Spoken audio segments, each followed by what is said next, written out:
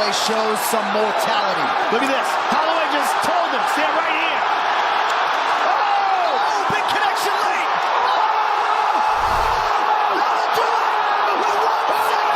I see my haters proud of me now. When I'm around, it's all smiles. I took over my whole town. UFC 300 is over. Here's my experience. All right, to kick off this video, to rate the card, I give it a solid 9.5, 9.8 out of 10. I really don't think there's too much more the UFC could do to improve a night like UFC 300, simply because every fight that they had on the card delivered one way or another, and we're going to jump right into that. Starting of the night, we had two former champions going at it. We had Cody Garbrandt versus Deiveson Figueiredo. Cody Garbrandt looked really good. He looked really good. The chin looked really good, but Deiveson Figueiredo showed why he was a former champion at flyweight. He looked really good at 135. It looked like he stunned Cody a couple of times with the hands. Then when it got to the ground, that was Figueiredo's world, and he pretty much just mauled him. Finished him in the second round. Great way to kick off the card. Following that fight, we had the veterans of the UFC. We have Bobby Green versus Jim fucking Miller.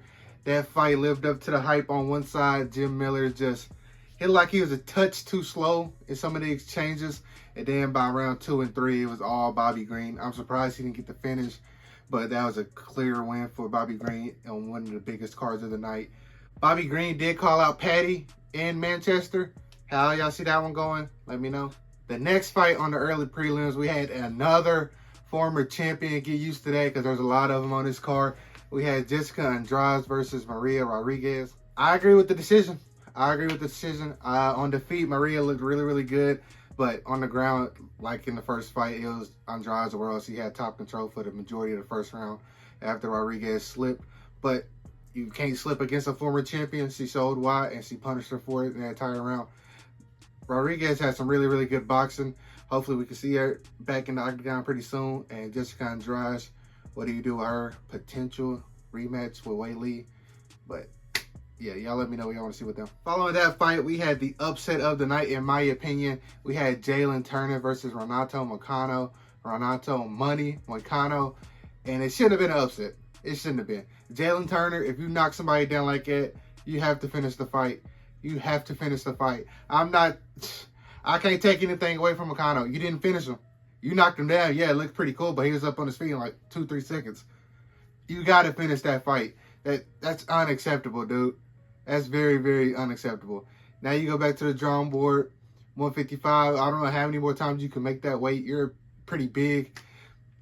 But yeah, who y'all want to see Jalen Turner fight next and Renato Moicano fight next? That was a hell of a finish from ground and pound to come back where he came back from in that same fight. That was an absolutely beautiful fight. Like I said, UFC 300 was absolutely stacked because this fight right here had me out my seat too. And we're still in the prelims. We had Diego Lopez versus Sadiq Youssef. Diego Lopez, my bad. I wasn't familiar with your game, big dog. I would formally like to join the hype train. I am on it 110%. I'm going to go to full violence to get me a t-shirt, and we're going to rock out. This man put it on Sadiq Youssef. Bad. I thought Sadiq Youssef was going to have the forward pressure and power advantage. I was wrong. I was very wrong. And I hope Diego Lopez gets that rematch with Mozart Evloev, however you say his name. I'm taking Diego. I'm taking Diego in that rematch. I don't care. He took that fight on 5 days notice. Took him to decision. I'm taking Diego with a full camp. Next up, we had a #1 contenders bout. In my opinion, there's really nobody else at 135 besides Juliana Pena, and I think she's hurt. We had Kayla Harrison taking on former champion Holly Holm. Kayla Harrison looked really good. She looked really good. That judo, it showed. I mean, she had some mean trips for her. I mean, she took her back, choked her out. Great day at the office. Great debut for her on a very special card. Very big card. I think she draws Rocky in her next fight. And I think you just looked at your next UFC 135-pound champion. Now, with that being said, Amanda Nunes teased the fight to come back. Eu quero o título. Então não me importa se é a Raquel, contra a Juliana, mas até o final do ano eu serei Juliana. Eu lembro a vocês. Deus abençoe a América, Estados Unidos. Não vai chover! Box office. Box office. That fight's going to be massive for women's MMA. In my opinion, obviously, but that fight, I will pay for that fight. That's a big one because I know they're going to put a mean undercard under it. So, yeah. Kayla, finish the job, get the belt. We get a super fight in 2025. Book it. Another former champion on the prelims. This card was absolutely loaded. I don't care what anybody says. This card was loaded from top to bottom, and I loved every single second of it. We had Aljamain Sterling versus Calvin Kattar.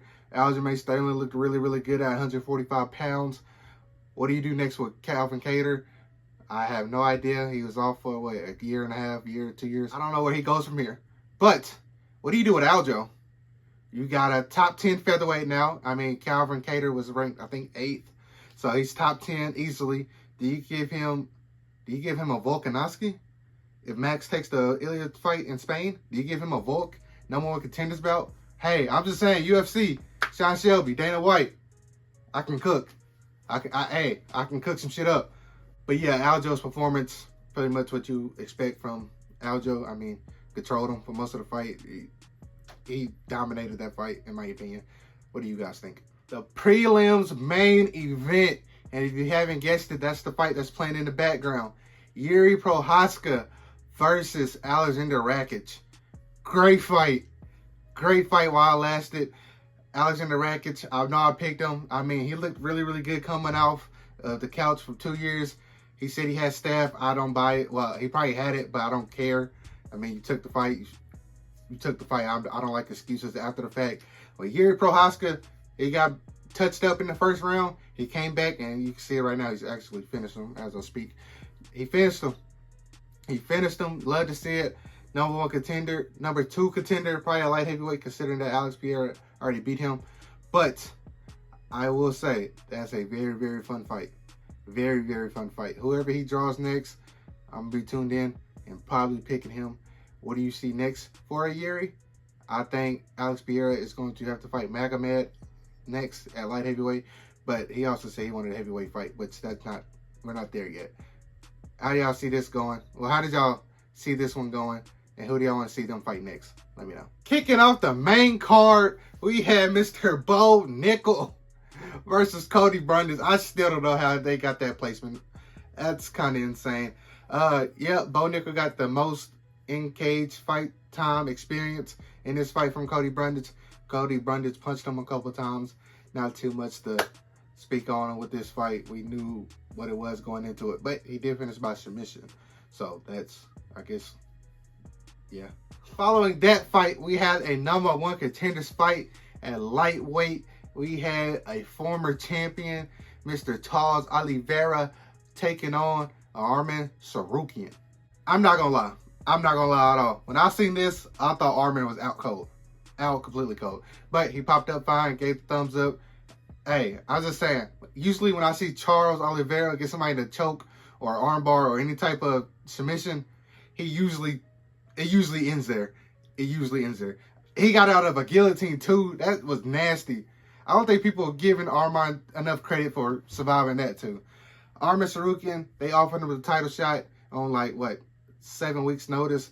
I don't blame him at all. I seriously don't blame him. I wouldn't take on Islam Makhachev on 7 weeks.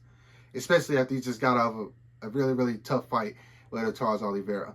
But with that being said, I think Arman is the number 1 contenders now. Unless Dustin Poirier knocks out Islam Makhachev and gets the title, that probably throw a wrench in the plans.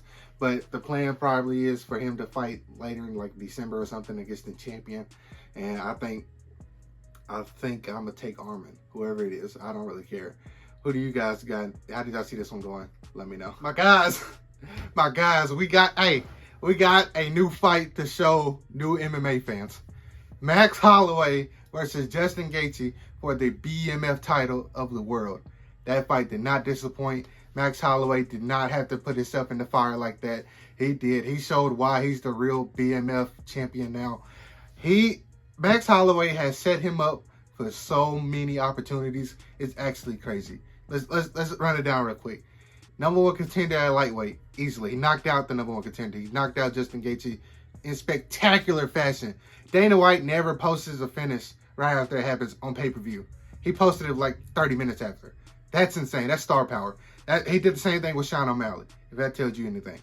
2, number one contender at featherweight for IOU TA. You're the number one contender in two different divisions, and he's the BMF champ. He can headline a card by himself now.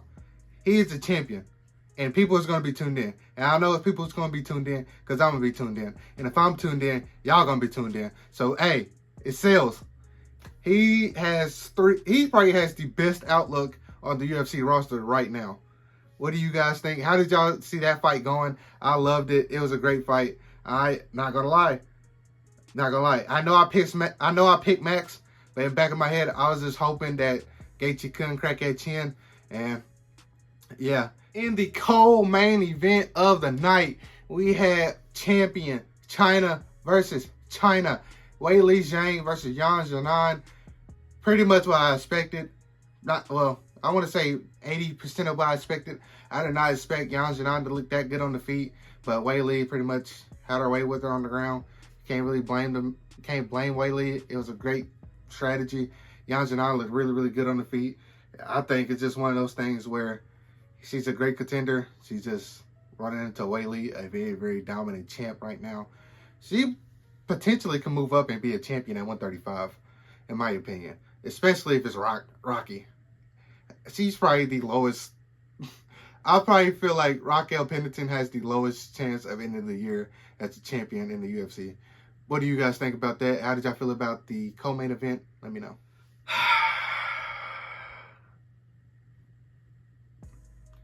The main event of the night. The main event of UFC 300. Alex Pereira versus Jamal Hill. My God, Jamal Hill went out sad, man. He went out sad, man. There's not much I can say. Alex Pereira looked fantastic. Knocked him out first round. Can't beat it. Superstar. Go do what you want, man. Superstar. Go do what you want. Unblemished. He said he wants to fight in Rio at UFC 301 at heavyweight. Probably not going to get that, but him just wanting to be active is fantastic for the sport, man. We need more active champions. Hopefully we can see Pierre in there by the end of the year. I'm pretty sure we will see him again by the end of the year. And yeah, he just added another body to his highlight reel, which is absolutely insane. Jamal Hill, 8 months post Achilles surgery, reconstruction, whatever it was. Good and bad news. Good news, he didn't test it. Bad news, you got knocked down in the first round. It is what it is. I'm still behind you. He's going to bounce back. I know he's going to bounce back. Who he gets next, I have no idea, but be scared. You should be very, very afraid. I know this seems far-fetched. I know it does. It's very hard for me to say it. But I believe Jamal Hill will be a champion again before he hangs the gloves up. I know. I'm wild. But it is what it is. What did you guys feel about the card? Let me know. What was y'all rated out of 10? I absolutely love the card. And actually going back and through it, and recapping it, I give it a 10. I don't see too many different ways that this fight card could have been better. Maybe if Jamal Hill wasn't knocked down in the first round. And that's simply because I like Jamal Hill. But yeah, let me know what you guys think. Like always, thank you for watching. Be good people. Peace.